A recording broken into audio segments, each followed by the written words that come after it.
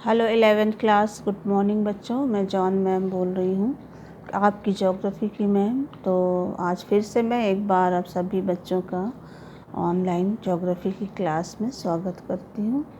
तो बच्चों, हम लोग पिछले दिनों आपकी जो ज्योग्राफी की सेकेंड बुक है भारत का भौतिक पर्यावरण, ठीक है, यूपी बोर्ड की, इससे हम लोग सेकेंड लेसन यानी अध्याय 2 पढ़ रहे थे ना। और अध्याय 2 टॉपिक का नाम क्या है, लेसन का नाम संरचना तथा भू आकृति विज्ञान है ना। इसका भाग हम लोग 3 पढ़ चुके हैं, 1 2 3 भाग पढ़ चुके हैं। आज हम लोग इसका चौथा भाग यानी पार्ट 4 पढ़ेंगे और ये आज आपका लास्ट पार्ट होगा। आज आपका ये लेसन ख़त्म हो जाएगा, ठीक है। तो पिछले दिनों हम लोग क्या पढ़ चुके हैं उसके बारे में एक बार रिवीजन कर लेते हैं। तो हम लोग पिछले दिनों शुरू किए थे भारत के प्रमुख भौतिक या भू आकृतिक भाग, ठीक है। और इसमें हम लोगों ने पिछले दिनों पहला भाग यानी उत्तरी तथा उत्तरी पूर्वी पर्वतमाला यानी हिमालय, और उसके बाद दूसरा भाग हम लोगों ने पढ़ा था उत्तरी भारत का मैदान, और तीसरा हम लोगों ने पढ़ लिया था प्रायद्वीप पठार, ठीक। आज हम लोग भारतीय मरुस्थल, तटीय मैदान और द्वीप समूह के बारे में पढ़ेंगे, ठीक है।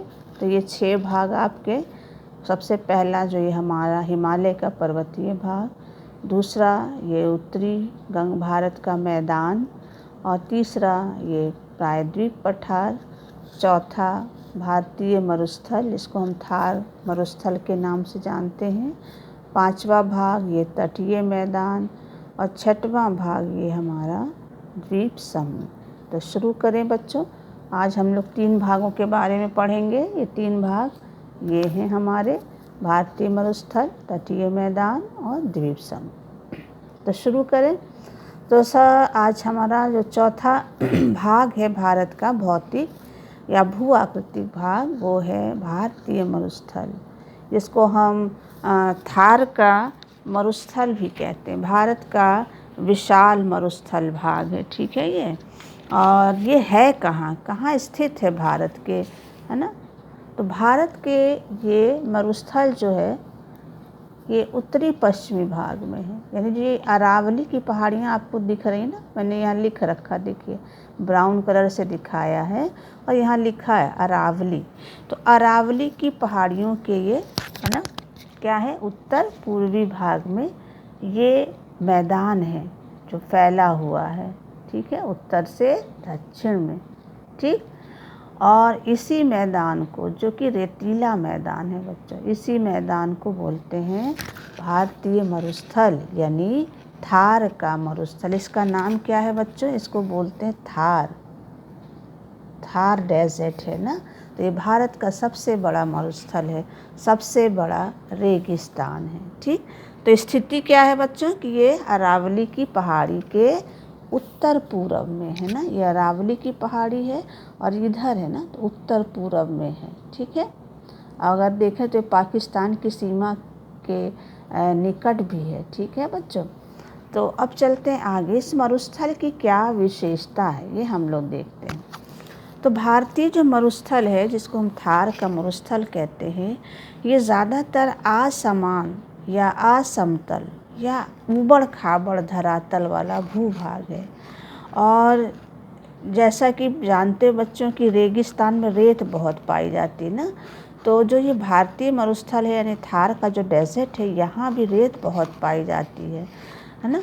और रेत के कारण यहाँ रेत के टीले और बारखान जो हैं, बारखान भी रेत का टीला होता है, इसका आकार अर्धचंद्राकार होता है। तो बारखान और रेत के टीले इस रेगिस्तानी भाग में पाए जाते हैं, ठीक है। दूसरी विशेषता है इस रेगिस्तानी भाग की कि यहाँ वर्षा बहुत कम होती है बच्चों। यहाँ वार्षिक वर्षा जो है वो 150 मिलीमीटर से भी क्या है, कम होती है।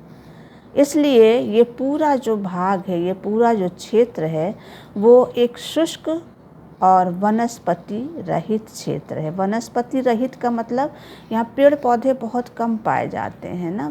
वैसे ही पेड़ पौधे हैं जो यहाँ के शुष्क मौसम में और तेज़ गर्मी को क्या कर सकते हैं, बर्दाश्त कर सकते हैं। तो ये शुष्क और वनस्पति रहित क्षेत्र है। इस भारतीय मरुस्थल को ढाल के आधार पर 2 भागों में बांटा जा सकता है ना। एक भाग जो है इसका वो कहलाता है सिंध की ओर ढाल वाला उत्तरी भाग, और दूसरा जो है वो है कच्छ के रण की ओर ढाल वाला दक्षिणी भाग। तो इसके 2 भाग हैं, सिंध की ओर वाला भाग जिसको हम बोलते हैं उत्तरी भाग, और दूसरा भाग है ये कच्छ। ये कच्छ जब हमने डॉट डॉट ब्लू कलर से दिखाया है, ये गुजरात में कच्छ का क्षेत्र है। कच्छ का रण बोलते हैं, दलदली क्षेत्र है ना ये। तो कच्छ का रण का जो निकट का भाग है ये इस रेगिस्तान का दक्षिणी भाग है ना। तो कच्छ के रण के निकट का जो दक्षिणी भाग है ये एक भाग हो गया, और सिंध के निकट का जो भाग है ये उत्तरी भाग। तो इसके 2 भाग हैं, है ना। इस मरुस्थल के 2 भाग हैं, किए जा सकते हैं, ठीक है। उसके बाद है यहाँ जो नदियाँ बहती बच्चों, अधिकतर नदियाँ जो हैं वो अल्पकालिक है, यानी मौसमी हैं। अल्पकालिक या मौसमी का मतलब कि 12 महीने पानी नहीं रहता है। सीज़न मौसम में, बारिश के मौसम में ये जल से भरी रहती, बाकी दिनों सूख जाती हैं। तो इस मरुस्थल में कई सारी नदियां हैं, लेकिन सबसे महत्वपूर्ण नदी जो है वो है लूनी नदी। कौन सी नदी है? लूनी। देखिए मैंने मैप में दिखाया है, ये है ना, ये ब्लू पेन से मैंने पतली सी लाइन बनाई है, ये है लूनी नदी। तो लूनी यहाँ की सबसे महत्वपूर्ण नदी है। और रेगिस्तान भाग की नदियों की एक और ख़ासियत है बच्चों कि ये नदियाँ, जैसे भारत की ज़्यादातर नदियाँ सागर में जाकर मिलती हैं ना, लेकिन इस मरुस्थलीय भाग की जो नदियाँ हैं वो थोड़ा दूर बहने के बाद वो इसी रेत में क्या हो जाती है, लुप्त हो जाती हैं। यानी जो रेगिस्तान में जो रेत पाई जाती है उसी रेत में ये क्या हो जाती, लुप्त हो जाती है, यानी मिल जाती हैं, गायब हो जाती हैं। या फिर कुछ नदियाँ ऐसी हैं जो यहाँ जो झील पाई जाती है ना, पलाया झील, उन झीलों में क्या हो जाती हैं, जाकर मिल जाती हैं। तो यहाँ जो बहने वाली नदियाँ हैं वो अंतःस्थलीय अपवाह का सबसे बड़ा क्या है, उदाहरण है। अंतःस्थलीय इसलिए है क्योंकि ये समुद्र में नहीं जाती हैं, है ना, ये यहीं रेत में ही क्या हो जाती हैं, गायब हो जाती हैं, या फिर यहाँ पाई जाने वाली झीलों में जाकर मिल जाती हैं। यहाँ जो झील पाई जाती है यानी पलाया झील, उनमें जो नदियाँ आकर गिरती हैं तो ये अपने साथ नमक, लवण बहुत डालते हैं, जिसके कारण इन पलाया झीलों का पानी कैसा होता, खारा होता, नमकीन बहुत होता है, और इससे नमक जो है वो बनाया जाता है। तो ये हो गया हमारा तीसरा भाग, चौथा भाग हो गया भारतीय मरुस्थल। अब आता है 5वां भाग, वो है हमारा तटीय मैदान, है ना। 5वां भाग कौन सा है बच्चों? तटीय मैदान। यानी 5वां भाग कौन सा है? तटीय मैदान। ठीक, तो 5वां भाग है तटीय मैदान। तटीय मैदान कहाँ है ये हम लोग देखते हैं। तो अगर आप देखें इस मैप में तो ये ग्रीन कलर से मैंने दिखाया तटीय मैदान। यानी तटीय मैदान जो है वो प्रायद्वीप जो पठार है ना, उसके दोनों तरफ है, यानी अरब सागर और इस पश्चिमी घाट की पहाड़ी के बीच में, और उसके बाद इधर बंगाल की खाड़ी और पूर्वी घाट की पहाड़ियों के बीच में। यानी ये मैदान गुजरात में कच्छ से शुरू होता है और यहाँ तक आता है कन्याकुमारी तक, और फिर उसके बाद इधर पूरब में बंगाल की खाड़ी के सहारे यहाँ हमारा जो गंगा ब्रह्मपुत्र का डेल्टा है उसके मुहाने तक ये मैदान फैला हुआ है। ठीक है, तो तटीय मैदान इसलिए बोलते हैं कि ये समुद्र के किनारे है ना, इसलिए इसको तटीय मैदान कहा जाता है। तो कहाँ से कहाँ तक फैला है ये तटीय मैदान? तो कच्छ के रण, कच्छ का रण मतलब ये वाला भाग है ना, ये मैंने लिख रखा कच्छ की खाड़ी। तो कच्छ से लेकर पूरा ये कन्याकुमारी होते हुए आपके जो गंगा ब्रह्मपुत्र का डेल्टा है, यहाँ तक ये समुद्र तटीय मैदान जो है वो फैला हुआ है। ठीक है, ये मैदान जो है वो इसकी जो समुद्र तटीय मैदान जो है, इसकी विशेषता जो है बच्चों, सभी जगह एक जैसी नहीं है ना, एक समान नहीं है। इसमें बहुत सारी विविधता या विषमता जो है इस मैदान में पाई जाती है। ठीक है, अब इस मैदान का निर्माण कैसे हुआ है? इस मैदान का तो निर्माण हम लोगों ने पढ़ा था, तो गंगा ब्रह्मपुत्र और सिंधु नदियों ने किया है। लेकिन जो समुद्र के किनारे मैदान है, इसको किसने बनाया है? तो समुद्र के किनारे जो स्थित ये मैदान है, इस मैदान का निर्माण इस तट पर बहने वाली नदियों के द्वारा और जो समुद्री तरंगे हैं यानी लहरें हैं, उनके द्वारा अवसाद के जमा होने से इस मैदान का क्या हुआ है बच्चों? निर्माण हुआ है। ठीक है, इस मैदान को दो भागों में मुख्यतः बांट सकते हैं। कितने भागों में? दो भागों में। पहला है पश्चिमी तटीय मैदान और दूसरा है पूर्वी तटीय मैदान, है ना। तो पश्चिमी तटीय मैदान पहले पढ़ेंगे, फिर उसके बाद पूर्वी तटीय मैदान। अब इसमें पश्चिमी तटीय मैदान कौन सा, पूर्वी तटीय मैदान कौन सा? तो पश्चिमी तटीय मैदान ये वाला है, जो पश्चिमी घाट की पहाड़ी, ये ब्राउन कलर से जो मैंने लाइन खींची, ये पश्चिमी घाट की पहाड़ी है ना। और ये है अरब सागर, देखिए मैंने नीले रंग से लिखा है अरब सागर। तो पश्चिमी तटीय मैदान जो है इस प्रायद्वीप पठार के पश्चिम में है और पश्चिमी घाट की पहाड़ी और अरब सागर के बीच में है ना। एक सकरी पट्टी के रूप में ये मैदान जो है वो फैला है। कहाँ से कहाँ तक? कच्छ की खाड़ी से लेकर दक्षिण में कन्याकुमारी तक ये मैदान फैला है। इस मैदान की जो चौड़ाई है वो लगभग 64 किलोमीटर है। ठीक, इस मैदान के भी कई भाग किए गए हैं, है ना। तो सबसे पहला जो हमारा गुजरात वाला जो भाग है ना, जिसको हम काठियावाड़ तट के नाम से जानते हैं। ठीक है, कच्छ और काठियावाड़ का तट। उसके बाद जो हमारा महाराष्ट्र वाला भाग है, ये देखिए मैंने यहाँ ग्रीन कलर से लिखा है, महाराष्ट्र वाला जो भाग है ये कहलाता है कोंकण तट। ठीक, और कर्नाटक और केरल का जो तट है ये कहलाता है मालाबार तट। ठीक है, तो पश्चिमी तटीय मैदान को इन निम्न भागों में क्या किया जा सकता है? बांटा जा सकता है। कच्छ और काठियावाड़ का तट जो गुजरात में है, कोंकण तट जो महाराष्ट्र में है और मालाबार तट जो है वो आपका कर्नाटक और केरल में है। ठीक है, अब चलते हैं चौथी खासियत इस तट की क्या है, वो ये है कि इस तट पर कई सारे बंदरगाह पाए जाते हैं। तो इसमें कई सारे प्राकृतिक बंदरगाह शामिल हैं। जैसे आप देख सकते हैं, यहाँ मैंने रेड से लिखा है गुजरात में, यह है कांधला बंदरगाह।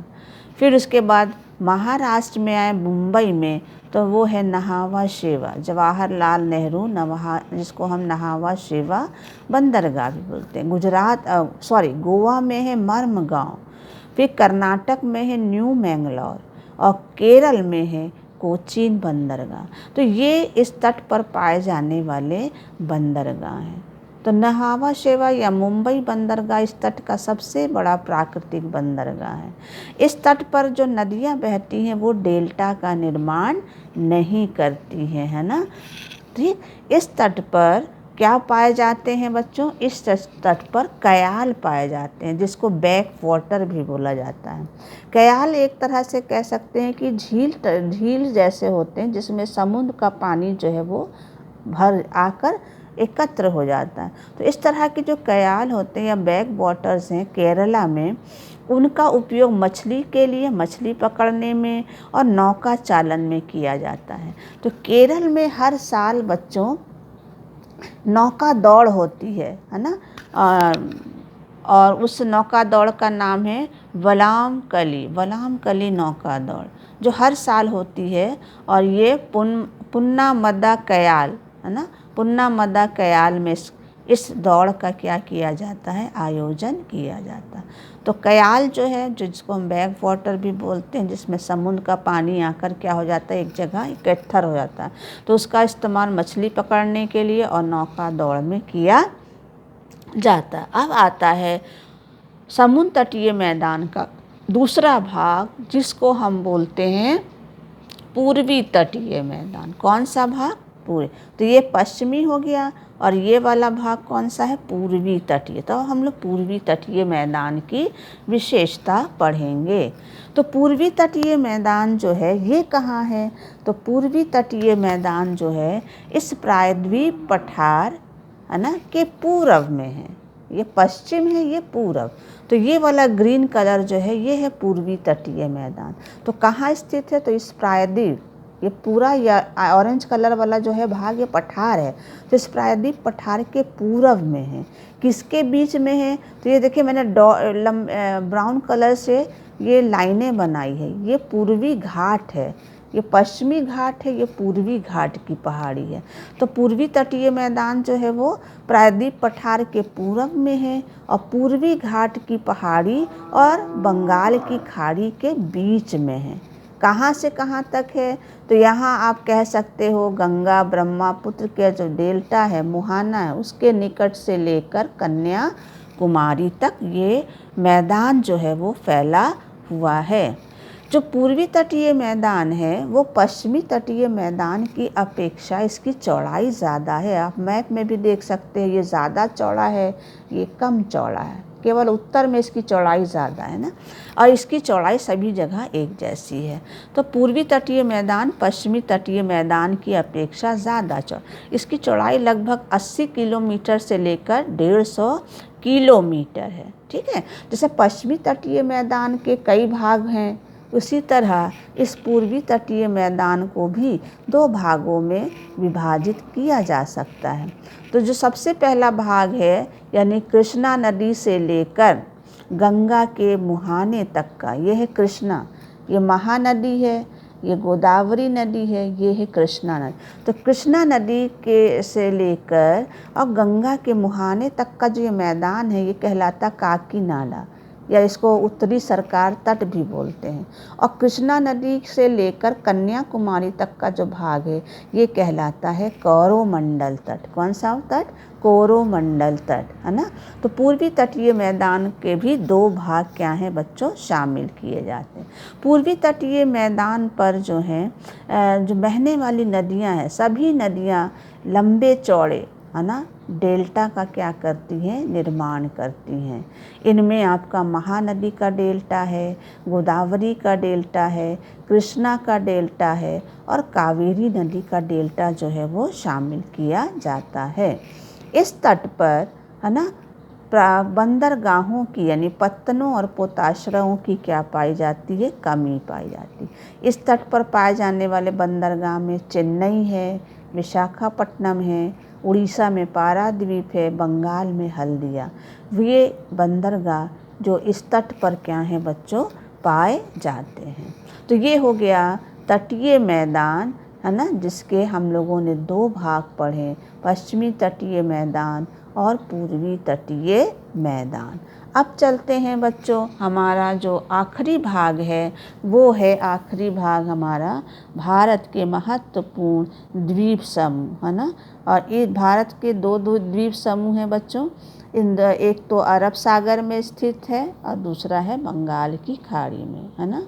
अरब सागर में स्थित द्वीप है लक्षद्वीप समूह और बंगाल की खाड़ी में स्थित द्वीप समूह है जिसको हम अंडमान निकोबार द्वीप समूह के नाम से जानते हैं। तो चलते हैं, अब हम लोग द्वीप समूह के बारे में थोड़ा सा पढ़ लेते हैं। तो भारत में जो 2 प्रमुख द्वीप समूह हैं, एक है बंगाल की खाड़ी के द्वीप और दूसरा है अरब सागर के द्वीप। बंगाल की खाड़ी के द्वीप जिनको हम अंडमान और निकोबार द्वीप समूह के नाम से जानते हैं। बंगाल की खाड़ी में लगभग 572 द्वीप हैं, है ना। और ये सारे द्वीप जो हैं वो 6 डिग्री उत्तर से 14 डिग्री उत्तरी अक्षांश के मध्य क्या हैं बच्चों, स्थित हैं। तो बंगाल की खाड़ी में कितने द्वीप हैं, 572 द्वीप हैं, है ना। और ये 6 से लेकर कितने डिग्री, 14 डिग्री अक्षांश के बीच में स्थित हैं। बंगाल की खाड़ी में जो पाए जाने वाले द्वीप समूह हैं उनको 2 श्रेणियों में बांटा जा सकता है। पहला है उत्तर में अंडमान और दूसरा है दक्षिण में निकोबार द्वीप समूह। तो इसको हम 2 भागों में क्या कर सकते हैं, बांट सकते हैं। उत्तर वाला जो द्वीप है ये कहलाता है अंडमान और दक्षिण वाला जो द्वीप है ये कहलाता है निकोबार द्वीप समूह। ठीक है, अब आगे चलते हैं। इस द्वीप समूह की जो खासियत है वो ये है बच्चों कि अंडमान निकोबार द्वीप समूह जो है वो ज़्यादातर जो हैं ज्वालामुखी क्रिया से बने हैं और भारत का एकमात्र सक्रिय ज्वालामुखी भी अंडमान निकोबार द्वीप समूह में पाया जाता है। और वो कहाँ पर है, वो है आपका बैरन आइलैंड में। बैरन आइलैंड में भारत का एकमात्र सक्रिय ज्वालामुखी जो है वो पाया जाता। अब बैरन आइलैंड कहाँ है बच्चों, इस जगह पर है ना, इधर। तो बैरन आइलैंड में एकमात्र भारत का सक्रिय ज्वालामुखी पाया जाता है। अंडमान और निकोबार द्वीप समूह को बीच से जो अक्षांश रेखा डिवाइड करती है उस अक्षांश रेखा को हम 10 डिग्री चैनल के नाम से जानते हैं। किसके नाम से, 10 डिग्री चैनल के नाम से जानते हैं, जो अंडमान और निकोबार को एक दूसरे से क्या करती है, अलग करती है। अब आता है भारतीय द्वीप समूह का दूसरा भाग, वो है अरब सागर के द्वीप। अरब सागर के द्वीप जो हैं वो ज़्यादातर कहाँ हैं स्थित, अरब सागर में, है ना। तो यहाँ छोटे छोटे द्वीपों का क्या है, समूह है। कितने सारे द्वीप पाए जाते हैं यहाँ, तो इसमें ज़्यादातर 36 द्वीपों का समूह है, 36, है ना। 36 द्वीप यहाँ पाए जाते हैं और इन 36 में से केवल 11 द्वीप ऐसे हैं बच्चों जिस पर लोग रहते हैं, बाकी निर्जन है, वीरान है। ठीक है, ये द्वीप समूह जो हैं वो केरल के तट के निकट हैं। ये केरल है ना, ये केरल, तो केरल के तट से लगभग 280 से लेकर 480 किलोमीटर दूर ये द्वीप समूह जो है अरब सागर में स्थित हैं। कितने डिग्री अक्षांश के बीच में ये स्थित हैं, तो ये आपका 8 डिग्री से लेकर 12 डिग्री उत्तरी अक्षांश के बीच में ये द्वीप समूह स्थित हैं। अंडमान निकोबार द्वीप समूह जो हैं वो ज़्यादातर ज्वालामुखी से निर्मित हैं। तो लक्षद्वीप जो हैं ये ज़्यादातर प्रवाल से क्या हैं, निर्मित हैं। प्रवाल मतलब मूंगा के द्वारा ये द्वीप क्या हैं, बने हैं। यहाँ का सबसे बड़ा द्वीप जो है वो है मिनिकॉय। मिनिकॉय जो है वो लक्षद्वीप समूह का सबसे बड़ा क्या है बच्चों, द्वीप है। ठीक है, जैसे बच्चों 10 डिग्री चैनल जो है वो आपका अंडमान निकोबार को अलग करती है, तो लक्षद्वीप को और मिनिकॉय को 11 डिग्री जो है आपकी 11 डिग्री जो चैनल है वो लक्षद्वीप को क्या करता है, 2 भागों में बांटता है। अंडमान को 10 डिग्री और लक्षद्वीप को 11 डिग्री चैनल जो है क्या करता है, 2 भागों में बांटता है। तो बच्चों ये लेसन आज आपका पूरा हो गया है। ठीक है, और अगले वीडियो में हम लोग एक नया लेसन पढ़ेंगे। ठीक है, तो थैंक यू बच्चों।